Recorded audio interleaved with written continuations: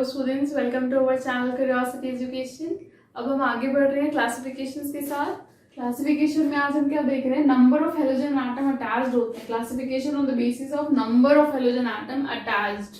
कितने number of halogen attached है, अगर एक है तो क्या बोलेंगे, अगर दो हेलोजन अटैच कर दिए तो क्या बोलेंगे। आई बिलीव कि अगर आपने प्रीवियस वीडियो देखे हैं तो आपको ये पॉइंट तो क्लियर हो चुका होगा कि अगर एक हाइड्रोजन एटम क्या हो रहा है, रिमूव हो रहा है, तो उतने ही हाइड्रोजन एटम हम ऐड करेंगे, ठीक है, for formation of halogen derivatives. ठीक है, किसी भी टाइप का हेलोजन डेरिवेटिव। जैसे हम स्टार्ट कर रहे हैं, नंबर है ना, तो फर्स्ट नंबर क्या होगा, मोनो होगा। सो हम लिखेंगे mono hello compounds, mono hello compound. दोनों ही टाइप के एग्जांपल, हम यहाँ पर सिर्फ एग्जांपल डिस्कस कर रहे हैं, ठीक है। दोनों टाइप के एग्जांपल डिस्कस करेंगे, दोनों मतलब एलिफेटिक भी और एरोमेटिक के एग्जांपल्स भी। एलिफेटिक के लिए ध्यान से समझना, मैं बहुत बेसिक एग्जांपल ले रही हूँ। मैंने पहला लिया मीथेन होता है, ठीक है। मीथेन में हमको पता है क्या होता है, चारों हाइड्रोजन जुड़े होते हैं एक कार्बन से। अगर मैंने हाइड्रोजन की प्लेस पे क्या रख दिया, एक कोई भी हेलोजन अटैच कर दिया, तो ये बन गया मोनो हेलो कंपाउंड। समझ में आ रहा है, मोनो हेलो कंपाउंड हो गया। अगर मैं इसकी बात करूं तो क्या होगा, बेंजीन रिंग में एक कोई भी हेलोजन एटम अटैच हो जाएगा। अगर मैं स्टैंडर्ड लिखूं तो आप स्टैंडर्ड को, मोनो हेलो कंपाउंड को इस तरीके से रिजेंबल कर सकते हैं। और स्टैंडर्ड के अलावा अगर आपको एग्जांपल लिखना है तो आप इसका एग्जांपल लिख दीजिए। ये तो स्टैंडर्ड हो गया, आप यहाँ पर एग्जांपल भी लिख सकते हैं। अगर मैं सेम इसी की तरह मैंने क्लोरीन ऐड कर दिया तो ये क्या हो गया, हमने ऑलरेडी नाम किया था इसका, क्लोरो बेंजीन हो गया।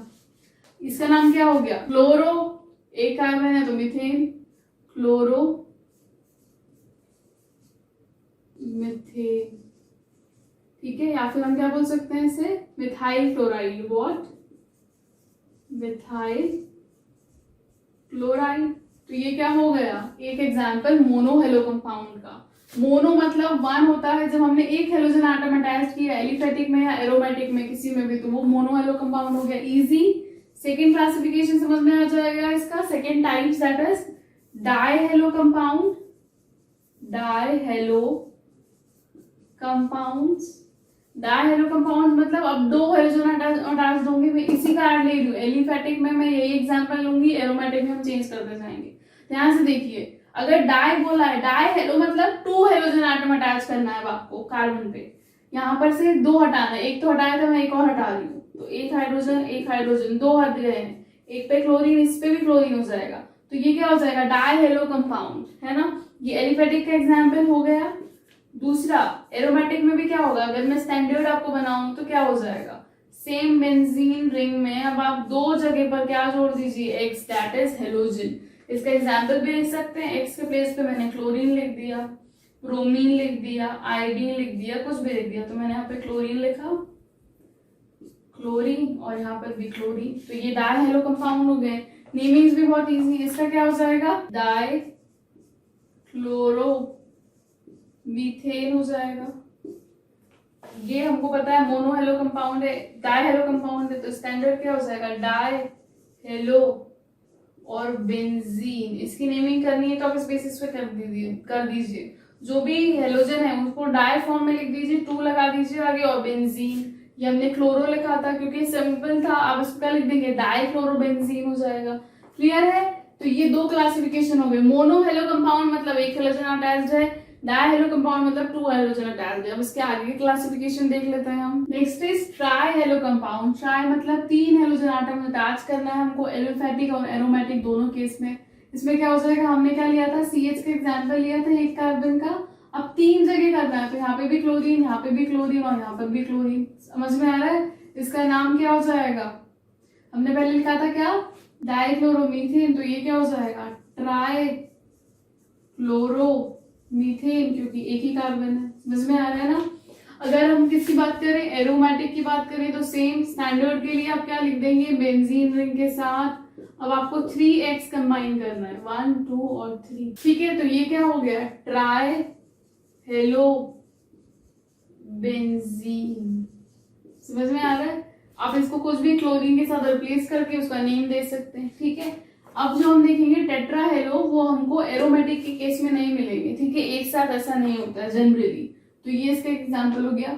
एक चीज समझिए कि या तो ट्राई हेलोजन चाहिए, हमें 3 हेलोजन चाहिए, वो 3 हेलोजन या तो एक ही कार्बन से जुड़े हो, ऐसा भी हो सकता है कि वो 3 अलग अलग कार्बन से जुड़े हो, ये चीज याद रखिएगा, ऐसे भी अटैच हो सकते हैं। ये तो एक ही कार्बन से 3 हेलोजन अटैच थी कि 3 अलग अलग कार्बन से 3 हेलोजन अटैच थे, ऐसा भी हो सकता है।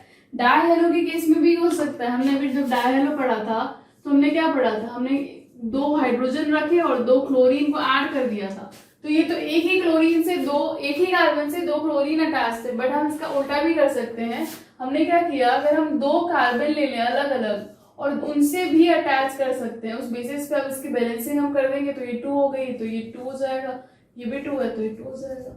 ठीक है, इस तरीके से एक ही कार्बन से 2 हेलोजन अटैच हो सकते हैं, 2 अलग अलग कार्बन से भी 2 हेलोजन अटैच होंगे। ये भी डाई हेलो कंपाउंड ही होगा क्योंकि 2 हेलोजन है, ये भी ट्राई हेलो कंपाउंड होगा और ये भी ट्राई हेलो कंपाउंड होगा। समझ में आ रहा है, क्योंकि 3 हेलोजन है। यहाँ पर नंबर ऑफ कार्बन से हमको कोई मतलब नहीं है, हमें नंबर ऑफ हेलोजन एटम से मतलब है, हम उसी बेसिस पे क्लासिफिकेशन कर रहे हैं। एक और लास्ट क्लासिफिकेशन है, fourth, on the basis of number of halogen atom, that is try हो गया तो ये क्या हो जाएगा, टेट्रा हेलो कंपाउंड।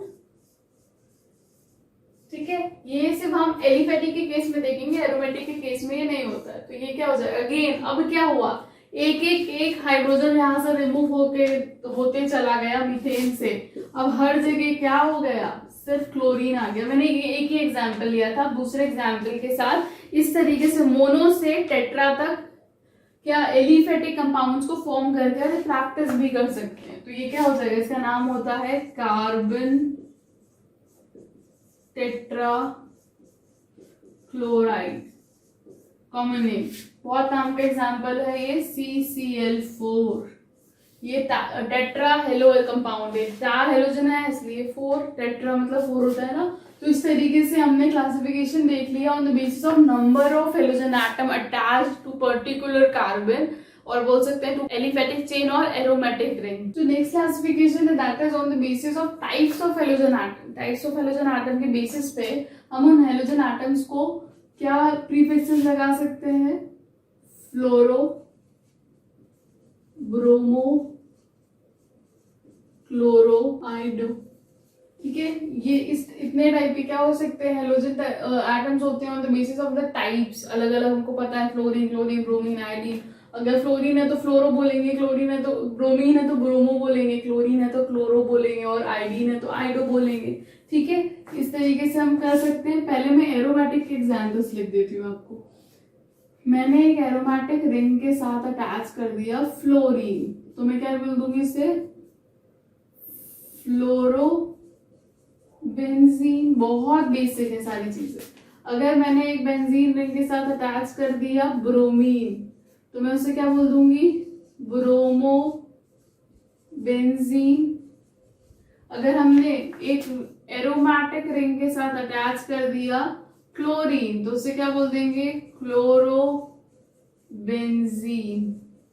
और अगर क्या अटैच कर दिया, आइडो, दैट इज आयोडीन अटैच कर दिया, तो उसे क्या बोल देंगे, आइडो बेंजीन। इजी। तो ये तो एग्जांपल्स हो गए किसके, हेलोजन एटम्स। जब हमने अलग अलग टाइप के क्या यूज करे, हेलोजन एटम्स यूज करे हैं in case of aromatic ring. आप सेम किसके लिए भी लिख सकते हैं, एलिफेटिक्स के लिए भी लिख सकते हैं। जैसे मैंने एक कार्बन लिया तो क्या हो जाएगा, CH3Br, इसका नाम क्या हो जाएगा, मिथाइल ब्रोमाइड। अगर मैंने 2 कार्बन लिया है, नेक्स्ट क्या हो जाएगा, CH3CH2। नेक्स्ट क्या अटैच कर सकते हैं हम, just for example chlorine attach कर दिया, तो ये क्या हो जाएगा, 2 कार्बन को हम क्या बोलते हैं, इथाइल। सो ये हो गया इथाइल क्लोराइड। इस तरीके से आप आगे भी बढ़ सकते, क्या हो सकता है, इथाइल आयोडाइड हो सकता है, इथाइल ब्रोमाइड हो सकता है, इथाइल फ्लोराइड हो सकता है। बाकी हमने ब्रोमीन और क्लोरीन के लिख लिए हैं। ऐसे आप आगे बढ़ा सकते हैं। क्लोरीन, ब्रोमीन और आयोडीन, चारों टाइप के क्लासिफिकेशंस आप देख सकते हैं on the basis of type of halogen atom. 4 type के हैं हमारे पास हेलोजन एटम्स।